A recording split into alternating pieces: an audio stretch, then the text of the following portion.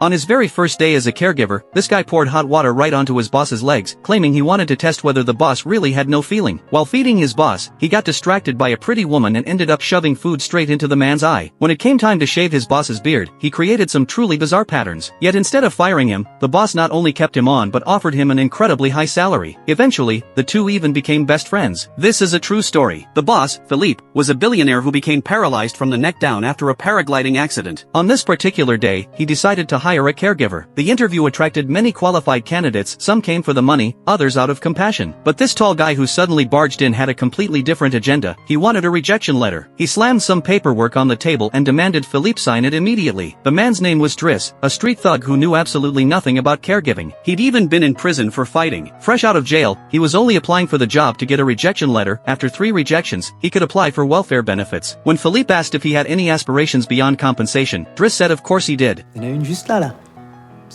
Philippe laughed. He liked this kind of personality. So he told Driss he couldn't sign the papers today, come back tomorrow for the documents. After Driss said goodbye to Philippe and returned home, he pulled out a decorative egg he'd stolen from Philippe's house and gave it to his mother. But instead of being happy, his mother demanded to know where he'd been for the past 6 months. Driss lied about going traveling. Knowing the truth, his angry mother said he not only couldn't help the family but was constantly causing trouble, and she kicked him out of the house. Driss had nowhere to go but the streets. The next day, Driss showed up as promised. He planned to grab his rejection letter and leave, but the butler gave him a tour of the entire mansion and showed him the room that had been carefully prepared for him. When they reached the room, Driss was stunned. This one room was bigger than his entire home and even had a huge bathtub.